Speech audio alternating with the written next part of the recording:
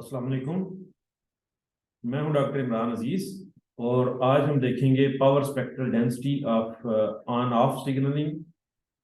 इससे पहले हमने देखा power spectral density polar signalling की देखी, मैनचेस्टर की देखी, जिसको स्प्लिट फेज भी कहते हैं, उसकी पावर स्पेक्ट्रल डेंसिटी देखी। आज हम पावर स्पेक्ट्रल डेंसिटी देखेंगे ऑन ऑफ सिग्नलिंग की।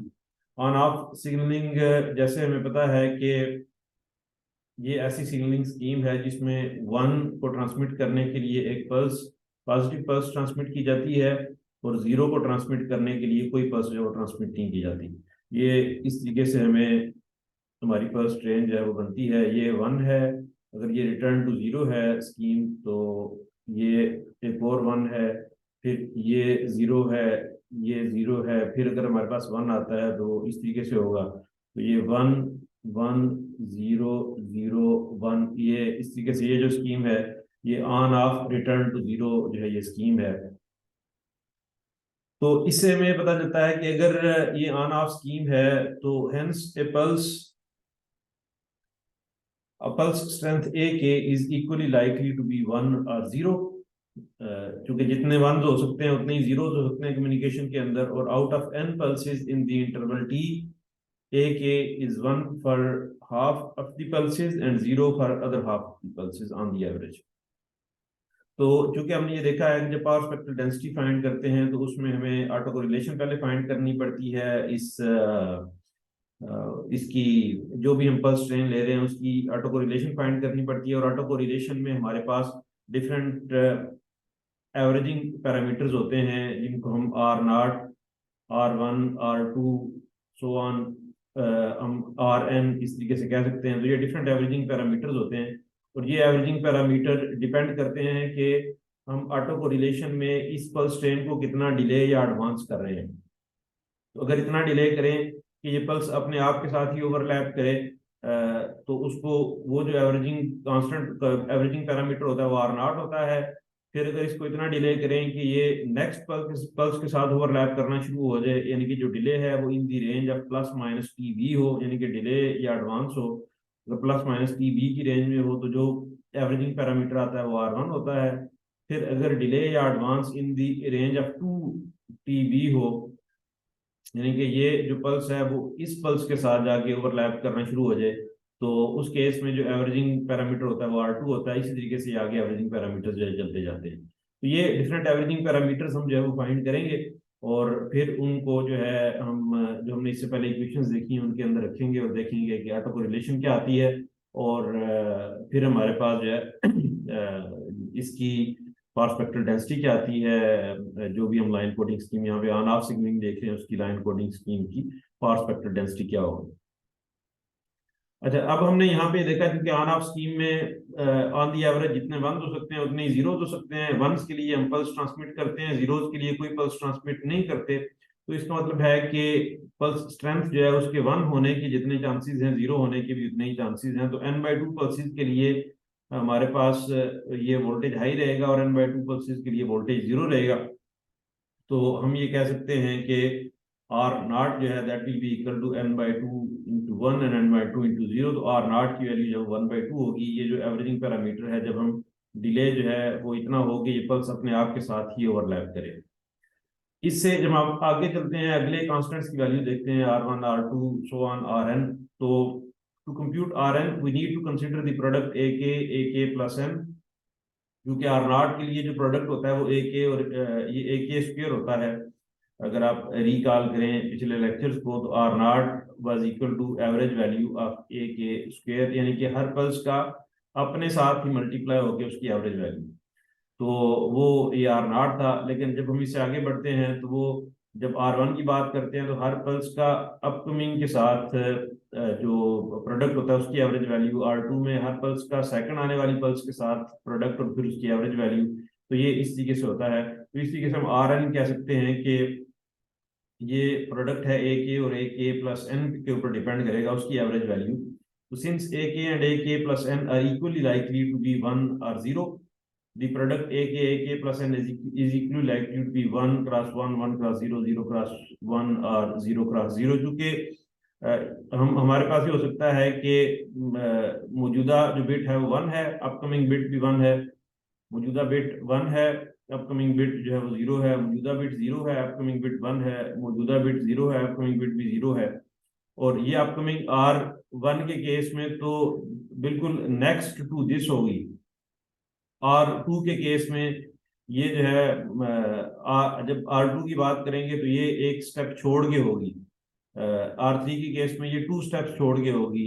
R4 के केस में ये 3-4 स्टेप्स छोड़ के होगी। तो इस तरीके से ये, लेकिन इनकी प्रोबेबिलिटी जो है वो सेम ही रहेगी कि अगर हमारे पास मौजूदा जो है वो 1 है तो अपकमिंग 1, मौजूदा 1 है तो अपकमिंग 0 हो सकता है, ये 0 है तो ये 1 हो सकता है, ये 0 है तो 0। ये 4 ही हमारे पास ऑप्शन हो सकते हैं। अब ये 4 ऑप्शन हैं, इनको जब हम आपस में मल्टीप्लाई करते हैं, क्योंकि एक ए और एक ए प्लस एन को जब मल्टीप्लाई करेंगे तो यहाँ हमारे पास 1 आएगा, इस केस में 0, इस केस में 0, इस केस में 0। तो प्रोबेबिलिटी ये है कि आउट ऑफ दी 4 3 हमारे पास 0 होंगे और एक दफे जो है सिर्फ 1 आएगा। तो therefore on the average the product is equal to 1 for n/4 terms and equal to 0 for 3n/4 terms. तो 4 में से 3 चांसेस जो है 0 के हैं और एक जो चांस है वो 1 का है।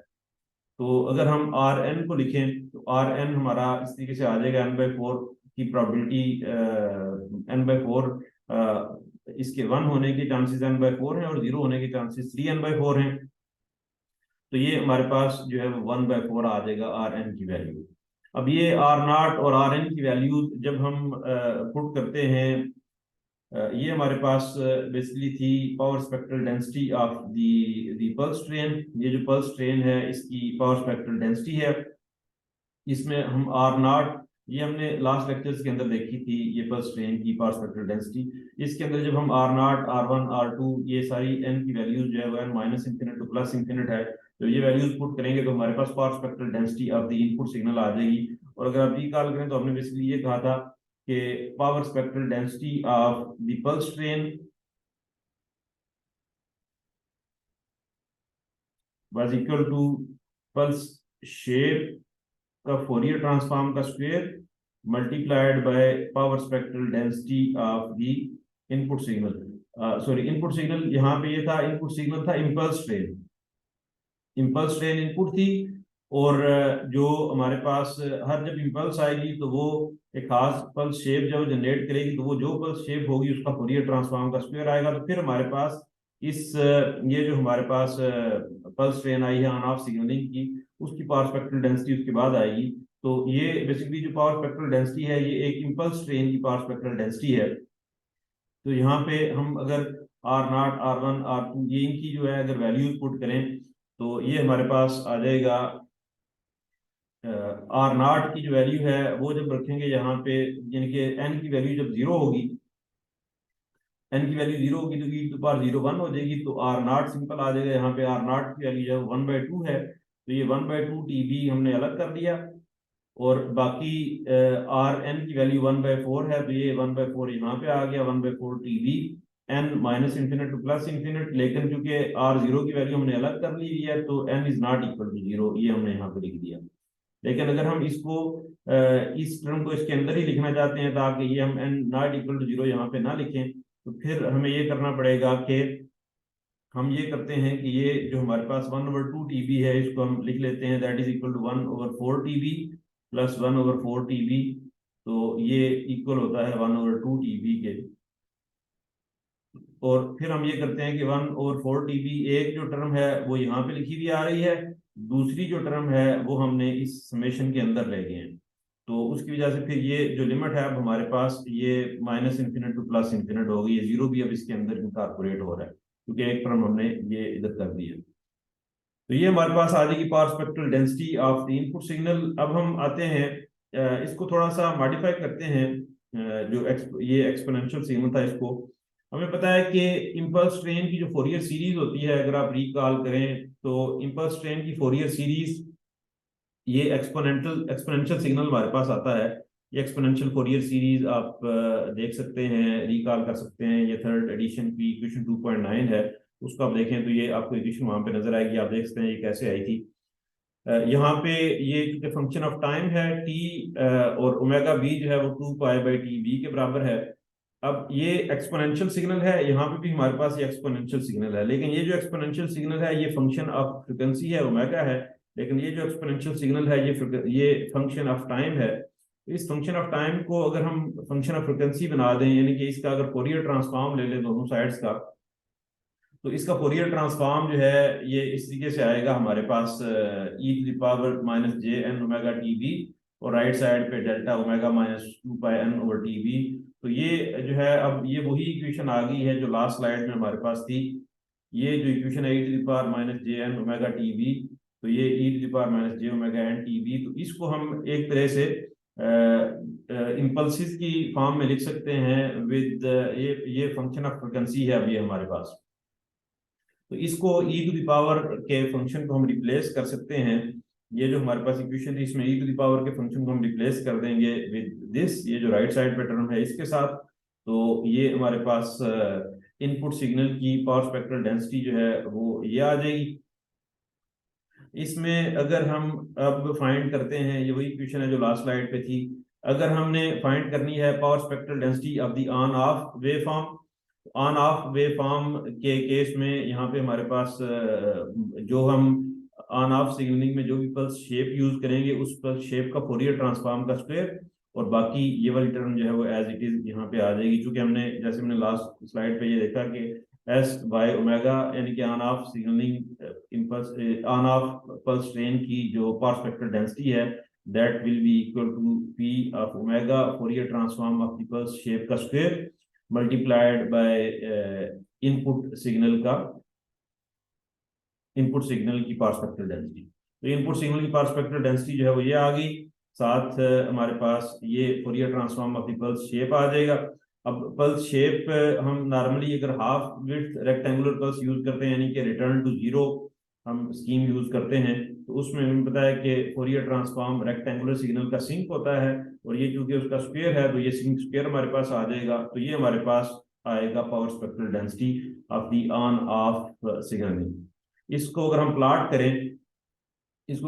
करें तो इसके प्लाट में एक तो हमें सिंक स्क्वायर का फंक्शन नजर आ रहा है। ये जब सिंक स्क्वायर अंदर मल्टीप्लाई होगा, वन के साथ मल्टीप्लाई होगा तो सिंक स्क्वायर ही आ जाएगा। सिंक स्क्वायर का प्लाट आपको यूं इस तरीके से दिख रहा है जैसे आपने पहले भी देखा है, पोलर के केस में सिंक स्क्वायर का प्लाट ये मौजूद था। लेकिन यहाँ पे एक और टर्म हमारे पास है, और वो है कि सिंक स्क्वायर जब इधर अंदर मल्टीप्लाई होगा दूसरी टर्म के साथ, तो दूसरी टर्म में सिर्फ इम्पल्सिस हैं। तो इसका मतलब ये है कि एक तो हमारे पास एक कॉन्टिन्यूस टर्म होगी और एक इम्पल्सिस की टर्म जो है वो मौजूद होगी। तो आप ये देख सकते हैं यहाँ पे एक इम्पल्स मौजूद है, यहाँ पे इम्पल्स है, यहाँ पे इम्पल्स है, ये इम्पल्सिस यहाँ पे भी हैं इस इंस्टेंट पे और इस इंस्टेंट पे भी हैं इम्पल्सिस। लेकिन यहाँ पे चूंकि उसकी वैल्यू सिंक की वैल्यू जीरो है सिंक स्क्वायर की, तो इसलिए यहाँ पे आप हमें नजर नहीं आ रही। एक इम्पल्स जो है वो यहाँ पे है, एक इम्पल्स यहाँ पे है। ऐसे ही इस इम्पल्स की बेसिकली जो फ्रिक्वेंसी है वो आर बी है। तो आप देख सकते हैं जीरो पे इम्पल्स है, आर बी पे है, टू आर बी पे, थ्री पे, फोर पे, तो ये इसकी जो फ्रिक्वेंसी है वो आर बी, हर आर बी के ऊपर जो ये इम्पल्स अपीयर हो रही है। तो कहता है note that the spectrum consist of both discrete and a continuous part. ये कंटिन्यूस पार्ट आ गया और इम्पल्सिव जब ये डिस्क्रीट पार्ट आ गया।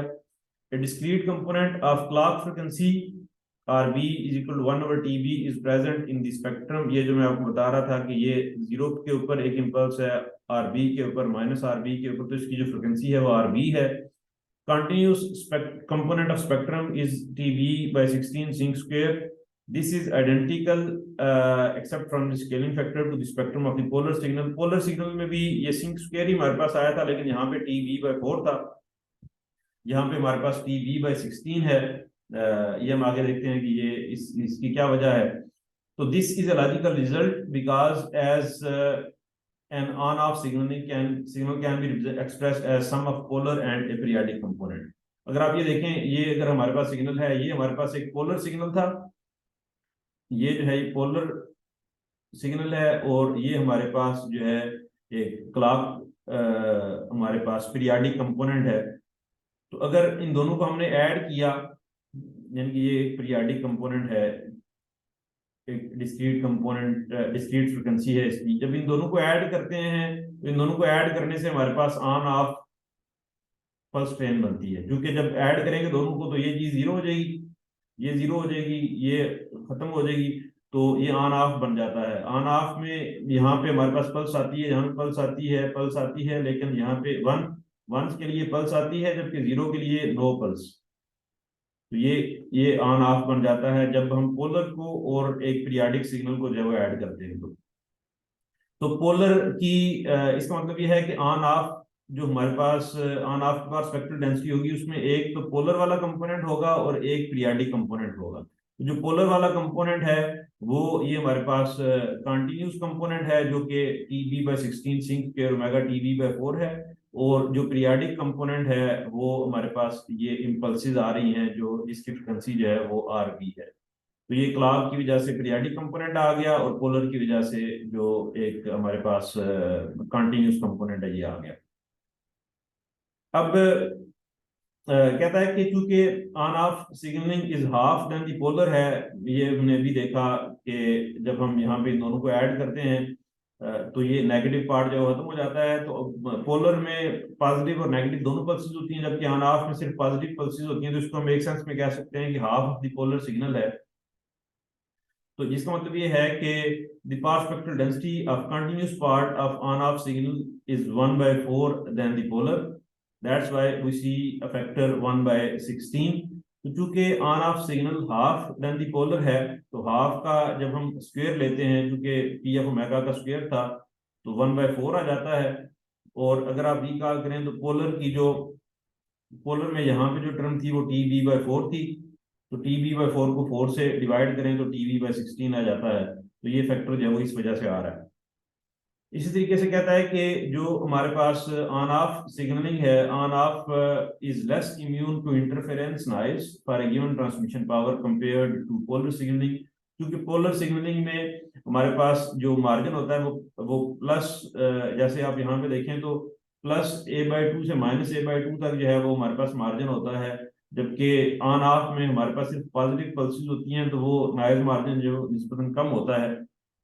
तो इसलिए ये हमारे पास जो ऑन ऑफ है that is less immune to interference, जो पोलर है वो मोर इम्यून टू इंटरफेरेंस है, इंटरफेरेंस नॉइज। इसी तरीके से कहता है कि अगर हम देखें कि अगर हम RB bits per second transmit करना चाहते हैं, तो on off signalling requires double power than polar. ये किस तरीके से है?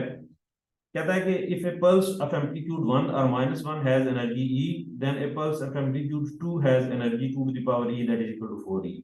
अच्छा, यहाँ पे वो बेसिकली ये ज्यूम कर रहा है कि देखिए, जैसे हमने यहाँ पे ये देखा ना, इन दोनों को जब ऐड करें तो फिर हमारे पास ऑन ऑफ बनता है। जब इनको ऐड करते हैं, देखिए ये जो एम्पलीट्यूड है, अब ये A/2 है, तो ये एम्पलीट्यूड A बन जाएगी जब इन दोनों को ऐड करेंगे। क्योंकि ये एम्पलीट्यूड भी A/2 है, ये एम्पलीट्यूड भी A/2 है, तो दोनों को ऐड करेंगे तो एम्पलीट्यूड डबल हो जाएगी, A बन जाएगी। यहाँ पे एम्पलीट्यूड 0 हो जाएगी, यहाँ पे एम्पलीट्यूड डबल हो जाएगी। तो चूंकि एम्पलीट्यूड यहाँ पे ऑन ऑफ के अंदर डबल है, तो इसलिए ये इसकी जो एनर्जी है वो 4E आ जाएगी। तो पोलर सिग्नल पावर इस एनर्जी बाय टाइम जो है वो पावर होती है, तो E/TB। जबकि ऑन ऑफ के केस में each pulse has energy 4E, but only half as many pulses are transmitted.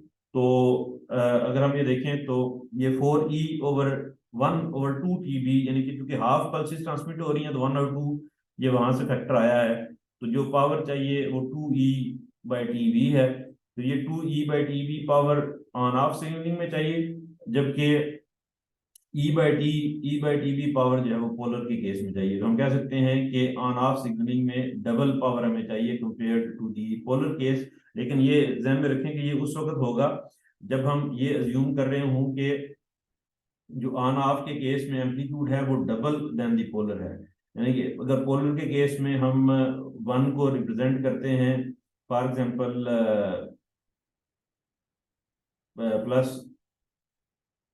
+5 volt से पोलर के केस में, तो ऑन ऑफ के केस में हम इसी 1 को जो है वो 10 वोल्ट से रिप्रेजेंट कर रहे हैं।